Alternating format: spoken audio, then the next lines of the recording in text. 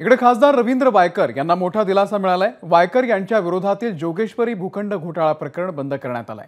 गुन्हे शाखेनं दाखल केलेला अहवाल गिरगाव महानगर दंडाधिकारी न्यायालयानं स्वीकारलेला आहे। मुंबई महानगरपालिकेनं वायकर यांच्या विरोधात गैरसमजामधून गुन्हा दाखल केल्याचं आर्थिक गुन्हे शाखेच्या अहवालात म्हटलंय। त्यामुळे प्रकरण बंद करण्याची मागणी आता करण्यात आली होती। खासदार रवींद्र वायकर यांना अखेर दिलासा मिळालेला आहे। त्यांच्या हॉटेल बांधकाम प्रकरणामध्ये भाजपचे नेते किरीट सोमय्या यांनी आरोप केल्यानंतर ईडीनेही या प्रकरणामध्ये उडी घेतली होती।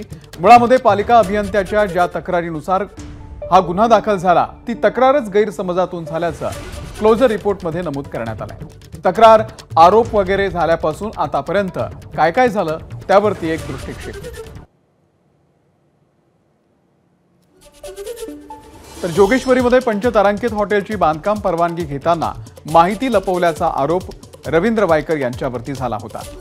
करारानुसार भूखंडाची 67% जागा ही सार्वजनिक वापरासाठी तर 33% जागा विकासकासाठी।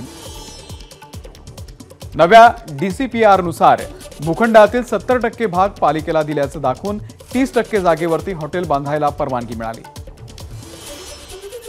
आरोप झाल्यावरती महानगरपालिकेकडून 16 जून 2023 मध्ये ही परवानगी रद्द करण्यात आली। पालिकेच्या तक्रारीवरून रवींद्र वायकर यांच्यासह पत्नी मनीषा आणि 3 भागीदारांवरती गुन्हा दाखल झाला। आर्थिक गुन्हे शाखेच्या गुन्ह्यानंतर ईडीची या प्रकरणामध्ये एंट्री झाली। चुकीची माहिती देऊन परवानगी मिळवण्यात कोट्यवधींच्या गैरव्यवहाराचा भाजपचे नेते सोमय्या यांनी आरोप केला। त्यावेळी ठाकरे गटामध्ये असलेल्या रवींद्र वायकर यांची हायकोर्टात धाव, मात्र तिथे दिलासा मिळाला नाही। लोकसभा निवडणुकीच्या पूर्वी रवींद्र वायकर यांनी शिंदे गटामध्ये प्रवेश केला। खासदार म्हणून ते विजयी झाले।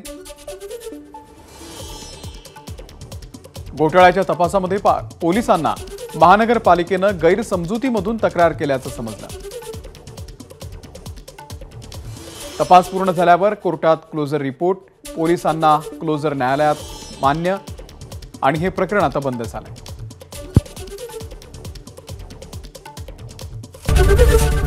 एबीपी माझा, उघडा डोळे बघा नीट।